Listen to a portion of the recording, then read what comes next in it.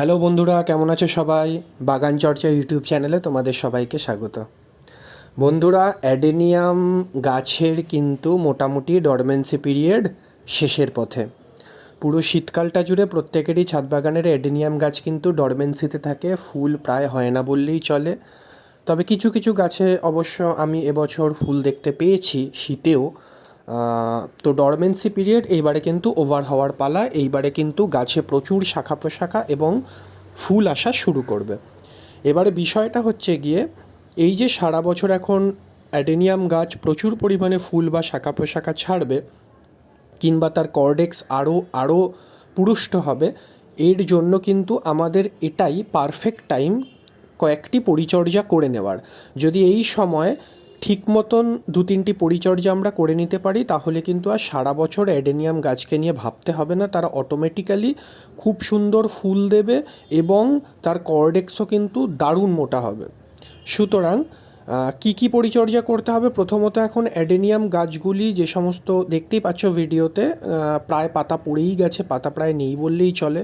তবে আর কিছু দিনের মধ্যেই পাতা বেরোনো শুরু করবে। তার আগে যেটা করতে হবে, যাদের অ্যাডেনিয়াম গাছ মাটির অনেকটা ভেতর অবধি ঢুকে গেছে, তোমরা রিপটিং করতে পারো। রিপটিং করার জন্য তোমাদেরকে গাছটি বার করে ভালো করে অ্যান্টিফাঙ্গাল পাউডার গোলা জলে চুবিয়ে নিয়ে কি অন্ততপক্ষে 4 থেকে 5 দিন রোদে শুকিয়ে নিয়ে গাছটিকে তারপরে কিন্তু আবার রিপট করতে হবে। এবারে যখন নতুন করে রিপট করবে, গাছটিকে একটু উপর করে বসাবে। মানে আগে যতটা পর্যন্ত মাটির ভিতরে ছিল, এইবারে কিন্তু আরেকটু উপরে তুলে দিতে হবে। তাহলে কিন্তু কর্ডেক্সটি আরও মোটা হবে। এটি কিন্তু খুব গুরুত্বপূর্ণ টিপস। তোমরা যারা বিভিন্ন অ্যাডেনিয়াম গাছের বা অ্যাডেনিয়াম বাগানিদের দেখো কর্ডেক্স মোটা করছে, তারা কিন্তু ঠিক এই উপায়েই কর্ডেক্সটিকে বাড়ায়।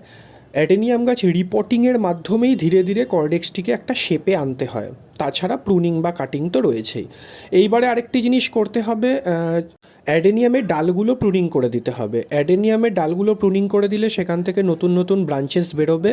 তবে অবশ্যই খেয়াল রাখবে, ডালগুলো প্রুনিং করার পর কাটা অংশটি অবশ্যই কিন্তু তোমরা অ্যান্টিফাঙ্গাল সাফ বা অন্য কোনো অ্যান্টিফাঙ্গাল পাউডার দিয়ে সেটিকে একটি লেয়ার করে দেবে। তাহলে কিন্তু ফাঙ্গাসের আক্রমণ হবে না। অ্যাডেনিয়াম গাছে কিন্তু ফাঙ্গাসের আক্রমণ দেখা যায়। অ্যাডেনিয়াম গাছ মরে যাওয়ারও কিন্তু অন্যতম একটি কারণ ফাঙ্গাসের অ্যাটাক। সুতরাং এটা একটু লক্ষ্য রাখতে হবে এবং গাছটিকে সাফ বা অন্য কোনো ভালো অ্যান্টিফাঙ্গাল পাউডার জলে গুলে সেটি দিয়ে স্নান করিয়ে দিতে হবে। এই গরম পড়ে গেল, এবার কিন্তু তোমাদের অন্ততপক্ষে 12-15 দিনে একবার করে ফাঙ্গাসগুলা জল দিয়ে গাছ স্নান করাতে হবে।